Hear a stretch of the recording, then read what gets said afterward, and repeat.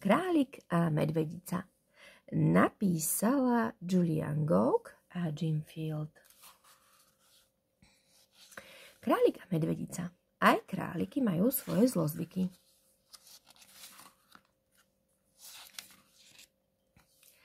Keď sa zlodej zakrádal von z jaskyne, vstúpil medvedici na nos. I hneď sa zobudila. Môj med, môj losos, moje lahodné chrobačie vajíčka, skríkla. Všetko je preč. Vonku v snehovej búrke však po zlodejovi a jedle nebolo ani stopy. Snehová búrka? Pomyslela si medvedica. Snehová búrka? Nemôže byť jar? Zobudila som sa priskoro. No čo už, aj tak som si vždy chcela postaviť snehuliaka. Búrka ustala, medvedica kotúľala snehovú guľu dolu kopcom a potom zase hore. Celá zadýchaná sa posadila. Nastal koniec sveta, ozval sa tlmený hlas. Medvedica sa porozhliadala. To teda nie, povedala opatrne. Je nádherný slnečný deň. Hlúposť, prichádzal hlas dola. Slnko už dávno vyhaslo. Och, pomyslela si medvedica. Snehovú guľu odkotúľala nabok a zbadala králičiu dieru. Objavil sa v nej králik. Najskôr pozrel na medvedicu, potom na ozrutnú snehovú guľu. Len hlupák, mudroval králik, kotúľa snehovú guľu hore kopcom. Prečo? Spýtala sa medvedica. Gravitácia. Čo je to gravitácia? Čudovala sa. Gravitácia, začal králik dôležito, je tajúplná sila, ktorá všetko navzájom priťahuje. Aha, prikývla medvedica. Ako priateľstvo? Nie, mračil sa králik. Láska? Hádala medvedica. Nie, namietal. Hlad? Skúsila ešte raz medvedica, lebo myšlienka na raňajky ju tajúplne priťahovala. Nie, kričal králik a z celej sily strčil do veľkej snehovej gule. Rozkotúľala sa dolu kopcom, rýchlejšie a rýchlejšie, stále väčšia a väčšia, nakoniec sa klzala po zamrznutom jazere, až kým ľad nepraskol.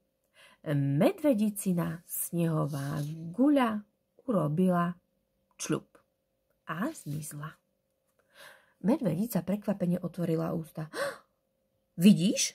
Králik sa víťazoslávne usmieval. Gravitácia chce, aby si guľu pustila dolu kopcom a zvyšok urobí za teba. Gravitácia nechce, aby si ju tlačila hore kopcom, bude ti v tom brániť. Iba blázon, dodal králik vážne, sa púšťa do bitky s gravitáciou. Medvedica napokon zatvorila ústa, povzdychla si a začala kotúľať ďalšiu snehovú guľu. Ty toho vieš o gravitácii riadne veľa, poznamenala. Som odborník, chválil sa králik. Gravitácia takmer zniesla zo sveta môjho starého otca. Mohla by si teraz pre mňa niečo urobiť? Veľmi rada, usmiela sa medvedica. Králik prikývol. Vypadni, povedal, a ber si aj svoju lavínu. Čože? Opatrne sa spýtala medvedica. Čo je to lavína? Lavína, ukázal králik na snehovú guľu, je obrovská kopa snehu, ktorá sa valí dolu horou rýchlejšie ako vlak. Lavína raz zavalila môjho starého otca. Musel si zjesť vlastnú nohu, aby prežil, kým ho prídu vyhrabať. Naozaj? Začudovala sa medvedica. Musel byť zavalený riadne dlho. Ani nie, povedal králik. Asi 10 minút. Bol veľmi hladný. V našej rodine vieme naozaj veľmi, veľmi vyhladnúť. Medvedici zaškvrkalo v brúšku. Áno, znovu sa ozval králik. Zabudol som. Nemáš žiadne jedlo. Ako vieš? Spýtala sa medvedica. Králika však už nebolo. O chvíľu sa objavil a povedal, žiadnej starosti, nech sa ti páči. A podal medvedici tú najstaršiu, najbiednejšiu, najovisnutejšiu a najčernejšiu mrkvu, akú kedy videla. Môžeš ju zjesť, alebo použiť ako snehuliakov nos. Medvedica oňuchala čiernu ovisnutú mrku. Asi z nej bude nos, poznamenala. Pomôžeš mi postaviť snehuliaka? Králik sa zamyslel a potom odpovedal. Nie. Medvedica si povzdychla, otočila sa a kotúľala snehovú guľu dolu králikovým kopcom. Kým sa dostala k svojmu kopčeku, bola guľa väčšia ako prvá. Výborne, pomyslela si zadýchaná medvedica. Začala vyrábať hlavu a o chvíľu si už pospevovala. Medvedicin spev bolo počuť až do králikovej nory. Mrmral si králik popod nos. Stávanie snehuliaka znie ako... Králikovi ďalšie slovo ako si nechcelo vyliesť z úst, lebo ho ešte nikdy predtým nevyslovil. Zábava. Mal by som postaviť ešte lepšieho snehuliaka. Najskôr však musel nabrať síl a tak zjedol veľmi, veľmi, veľmi veľa medu, mrazeného lososa a lahodné chrobačie vajíčka, ktoré počas búrky ukradol medvedici. Potom sa vykakal a hovienko zjedol. Práve pre tento trápny zlozvyk králik nikdy nikoho nepozýval na čaj. Zabudla som ti poďakovať za mrkvu, ozvala sa spoza králika medvedicin hlas. Králik sa tak zľakol, že vyskočil do vzduchu a vyšplhal sa z nory. Ale medvedica, nemáš za čo? Králik, zdalo sa mi to? Alebo si práve jedol vlastné hovienko? Spýtala sa medvedica, aby sa uistila, že dobre videla. Okúnal sa králik. Ale len kúsok. Kúsok tvojho vlastného hovienka? Opýtala sa medvedica, aby sa uistila, že dobre počula.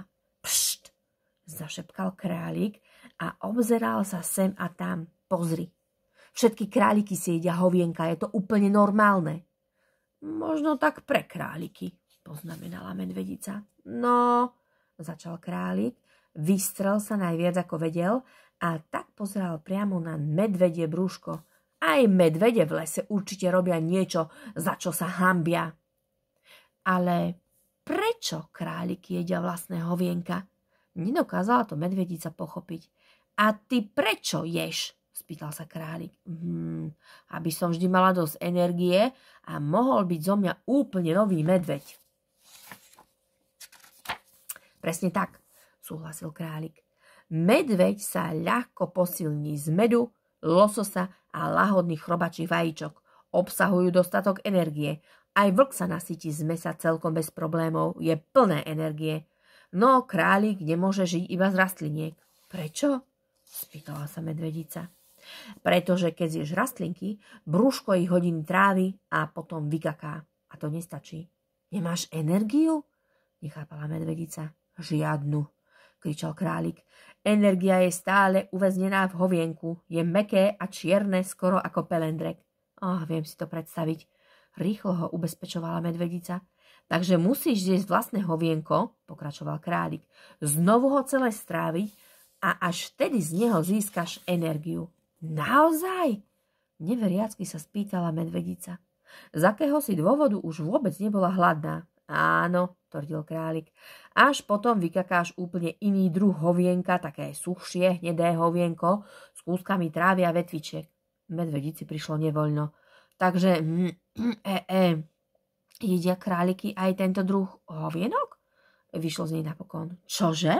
Zvolal králik. Nemohol uveriť vlastným obrovským ušiam. Tie suché s kúskami trávy a vetvičiek. Snažila sa mu medvedica pomôcť. Zjesť to druhé hovienko? Rozhorčil sa králik. Zjesť druhé hovienko? Veď to je nechutné. Aha, dobre, uspokojila sa medvedica. Len sa pýtam. Každý deň od svitu do mrku ješ a kakáš, pochmúrne vyhlásil králik. A pol dňa vlastne ješ vlastné hovienka. Príšerný život. Možno preto si taký nevrlý, poznamenala medvedica. Nevrlý? Zrozil sa králik. Nie som nevrlý. Dobre, tak teda nie si, ustúpila medvedica. Idem si umyť tú mrkvu. Neznášam králičí život, pomyslel si králik. skočil do nory a pustil sa do medvedicinho jedla. Plný energie potom pokračoval v stavaní snehuliaka. Čo chvíľa k svojej nore prikotúľal obrovskú snehovú guľu. Aká krásna hlavička, kričala zo svojho kopčeka medvedica. Ďakujem, ale ja už jednu mám. To nie je hlava, zvolal nahnevaný králik. A nie je pre teba, bude to telo, ešte len začínam. Nakoniec bude oveľa väčšie ako tvoje. Medvedica si povzdychla. Prečo vzdycháš? Rozčuľoval sa králik. Neveríš mi? Povzdychla som si, lebo ťa o chvíľu zožerie vlk, zvolala medvedica. Králik sa obzrel. Priamo na ňo sa rútil vlk. Pre pána, koľko obrovských tesákov, a vchod do nory zatarasila snehová guľa. Zvrieskol králik a uháňal do lesa. Svetá dobrota, premýšľala medvedica. Veď králik mi dal mrkvu, je to môj kamarát. Urobila snehovú guľu a celou svojou medveďovou silou ju hodila smerom k vlkovi. Preletela mu ponad hlavu a pristála na zamrznutom jazere. Puk, čľup, hup. Medvedica to skúsila znovu a použila pritom omnoho menej medvedej sily.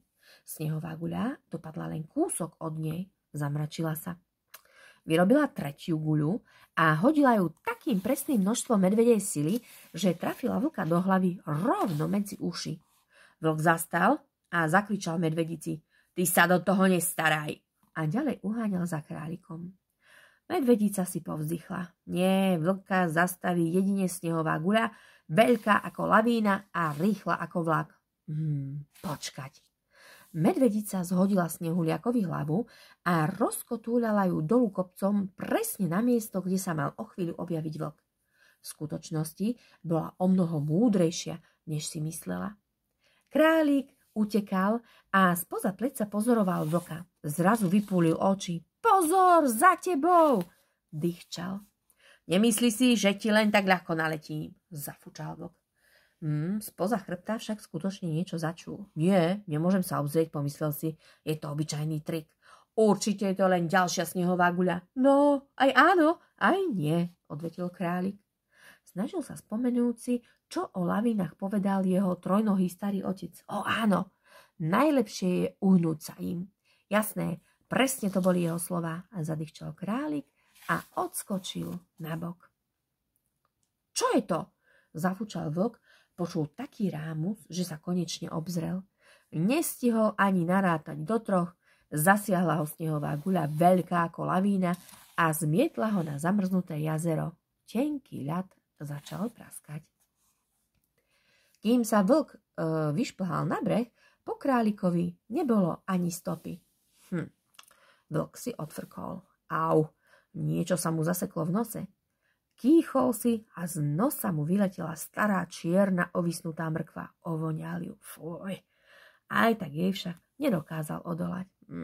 Možno na chvíľu sa stanem vegetariánom, zaumienil si vlk. Už mám plné zuby večere, ktorá mi v jednom kuse uteká rýchlosťou 60 km za hodinu. Kúsoček si odrezal a odhryzol. Blé. Vlk okamžite vyplul starú čiernu ovisnutú mrkvu späť do jazera. Povzdychol si, oblízal obrovské špicaté tesáky a šiel sa domov vysušiť. Medvedica, čudoval sa králik. Prečo si ma zachránila, keď som bol k tebe taký protivný? Pretože si mi daroval mrkvu, odvetila. Veď bola stará čierna a ovisnutá, namietal králik. Myslel si na mňa a to sa ráta, usmiala sa medvedica. Králik sa začervenal a otcu pýtal preč. Chápem, pomyslela si medvedica. Určite išiel jesť, alebo kakať. Alebo jesť, čo vykakal. Pravda však bola iná. Keď králik dobehol k nore, začal kotúľať snehuliakovo telo dolu svojim kopčekom a vyšiel až do polovice medvedieho. Medvedica, zakričal, pomôž mi vytlačiť snehovú guľu na tvoj kopček. Keď vyšli hore, králik si zhlboka vydýchol. To je darček pre tvojho snehuliaka. Vyložili novú hlavu na snehuliakové telo. Teda vyložila ju medvedica, lebo králik tak vysoko nedočiahol. Výborne, zvolali. Medvedica do Snehuliakovej hlavy opatrne vtlačila 2 borovicové šišky namiesto očí. Výborne, zvolali. Králik našiel zakrivený konárik, vyskočil najvyššie ako len vedel a nasadil Snehuliakovi ústa. Výborne, zvolal králik. Ozvala sa medvedica. Konárik sa odlepil a spadol na zem. Medvedica ho otočila a opatrne vrátila na miesto. Snehuliak sa zrazu usmieval. Výborne, zvolali spoločne. Prepáč, asi som stratila tvoju mrkvu, trápila sa medvedica. Králik sa prvýkrát v živote usmial. Ani to tak nebolelo. Tadá! Spoza chrbta vyťahol svoju najlepšiu a najoranžovejšiu mrkvu a podal ju medvedici. Pre tvojho Snehuliaka. Nie, mračila sa medvedica. Nie? Prekvapil sa králik. Pre nášho Snehuliaka, povedala medvedica a k Snehuliakovej tvári opatrne pridala aj mrkvový nos. Výborne, zvolali spoločne. Zajtra, načine začal králik, sa stretneme, budeme sa hrať a prepáč, prerušila ho medvedica. Umieram od hladu a nemám žiadne jedlo. Musím sa znovu uložiť na zimný spánok a vyčkať až do jary. Králik sa usmial. Druhýkrát to bolelo ešte menej. Spoza chrbta vytiahol medový plást a mrazozeného lososa a lahodné chrobačie vajíčka. Ale veď presne také jedlo som mala aj ja, čudovala sa medvedica. Lebo to je tvoje jedlo, priznal sa králik. Prepáč, že som ti ho ukradol, vezmi si všetko. Ale potom budeš hladný ty, namietala medvedica. Aj tak si žiadne jedlo nezaslúžim, zašepkal králik. No, čo povieš na toto, králik? Spýtala sa medvedica. Čo keby si býval v mojej jaskyni a stal sa medveďom? Aj tak ťa nebaví byť králikom. To by bolo úžasné, potešil sa králik. Dnes večer to oslávime na pikniku pri mesačnom svite, zvolala medvedica. Bol to dlhý a nádherný piknik. Medvedica polovicu zimy prespala, takže jej náramne chutilo a králik bol ako zvyčajne veľmi, veľmi hladný. Cez okrúhly otvor teplúčkej jaskyne králik sledoval, ako sa Snehuliak ligoce v mesačnom svetle. Musí sa tam vonku cítiť osamelo, ozval sa králik. Zajtra ráno, zamrmlá ospalá medvedica, mu môžeme postaviť kamaráta. Nakoniec v teplúčkej jaskyni spolu zaspali. A Snehuliak sa v mesačnom svetle naďalej usmieval.